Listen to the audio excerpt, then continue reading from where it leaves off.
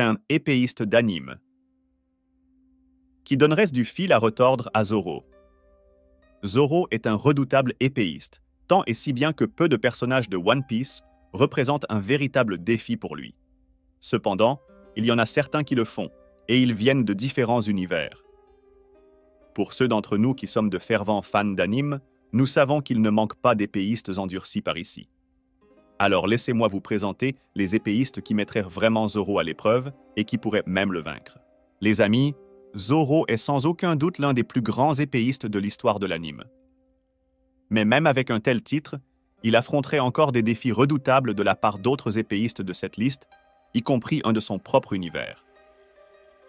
Il y a beaucoup d'épéistes qui possèdent des pouvoirs, une vitesse, une technique, une résistance supérieure, et certains qui sont tout simplement trop puissants avec des compétences ridiculement absurdes qui réduiraient considérablement les chances de victoire de Zoro.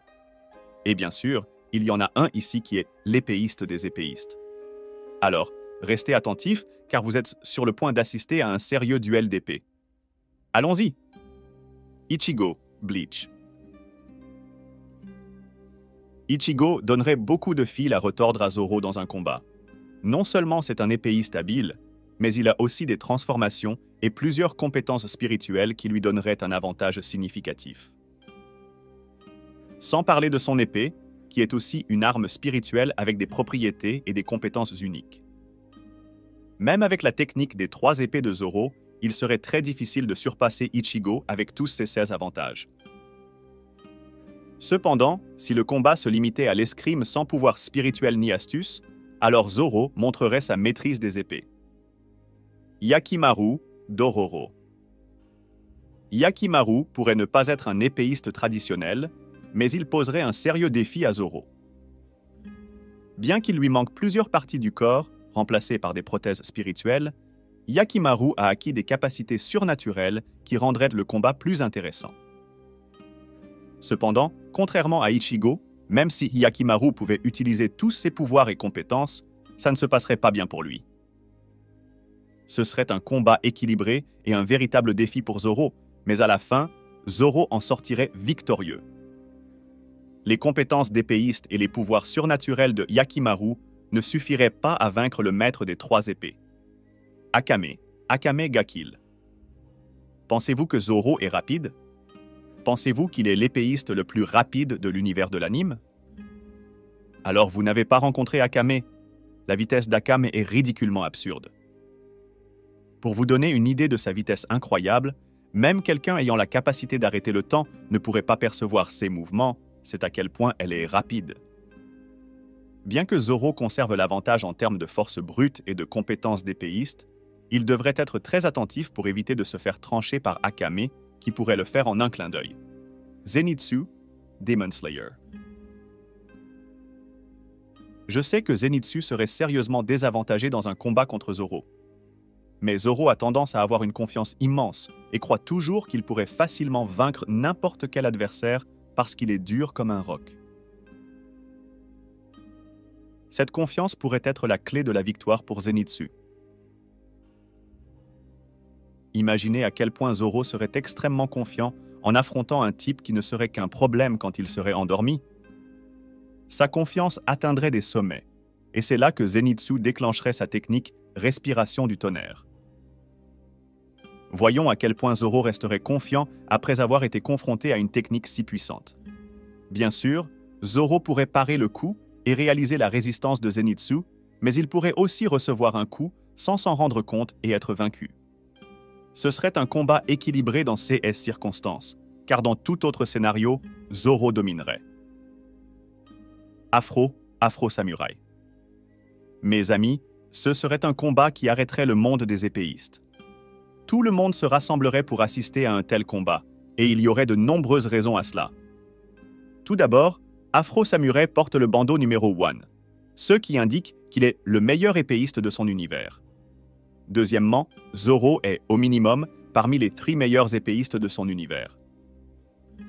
Ce serait un combat purement à l'épée, sans magie, pouvoir surnaturel ou spirituel, mais cela ne durerait que jusqu'à la 2e page. Parce que le bandeau numéro 1 d'Afro Samurai lui conférerait un avantage significatif. ce bandeau a la capacité de ressusciter. Si l'utilisateur est presque vaincu, il active un pouvoir qui augmente drastiquement les capacités physiques et de combat de l'utilisateur. Donc, ce serait la clé pour surprendre Zoro et remporter le combat.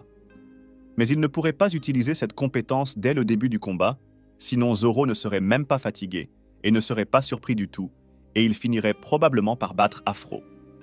Maintenant, si c'était après quelques heures de combat, alors Zoro serait dans de sales draps. Et sûrement un combat entre les deux durerait des heures. Donc Afro a plus de chances de gagner ici. Estarossa, The Seven Deadly Sins.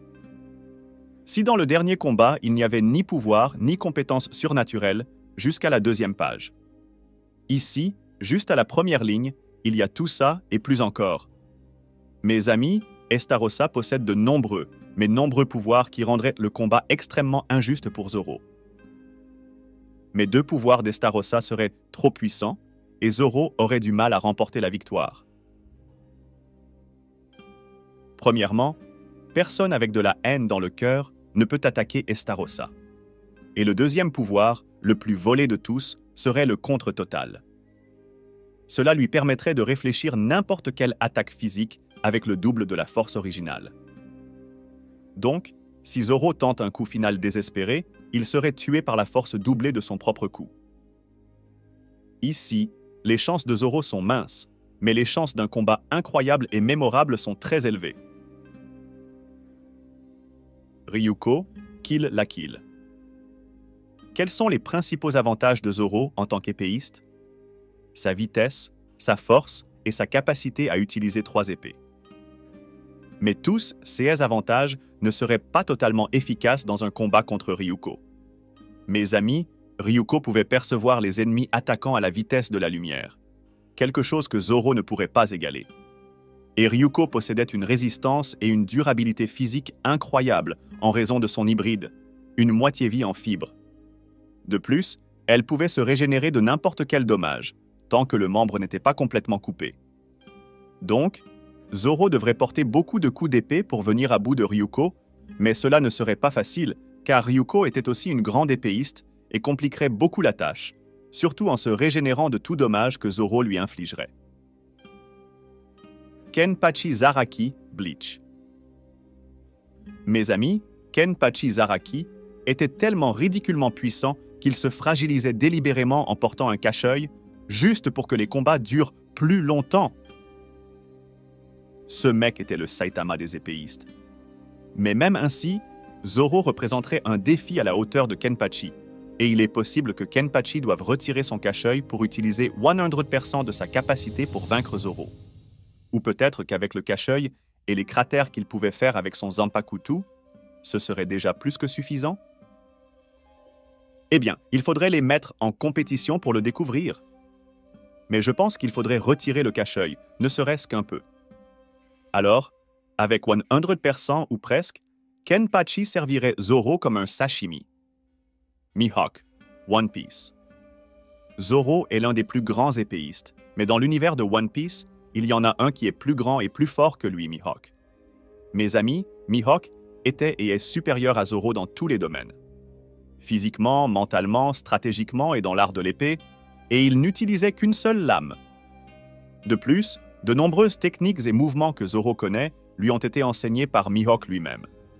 Donc, dans un combat entre les deux, Mihawk saurait comment faire face à n'importe quel mouvement et attaque de Zoro. Mais il est indéniable que le combat serait incroyable. Si rien que leur entraînement commun était intense, imaginez l'affrontement pour déterminer qui est le meilleur et le plus grand épéiste dans One Piece. Waouh! Ce serait un combat incroyable. Kenshin Himura, Samurai 10. Inutile de pleurer, de se débattre ou de crier, le plus grand et le plus populaire des épéistes sera toujours Kenshin Himura. Mes amis, il peut ne pas avoir de pouvoir, il peut ne pas avoir l'épée la plus puissante de l'univers, et il peut même être un type qui ne tue plus. Mais sa technique de l'escrime et ses mouvements précis et rapides font de lui l'un des meilleurs de son domaine, sinon le meilleur. La technique des 3 épées de Zoro lui donnerait-elle un avantage? Oui! Mais avec une certitude absolue, Kenshin aurait une stratégie plus que parfaite pour surmonter cette technique. Ce serait l'un des combats les plus équilibrés de tous, qui ne se résoudrait que par un vrai duel d'épée, rien d'autre, et très probablement à la fin, seul Kenshin serait debout. Après tout, il est et restera toujours l'épéiste des épéistes.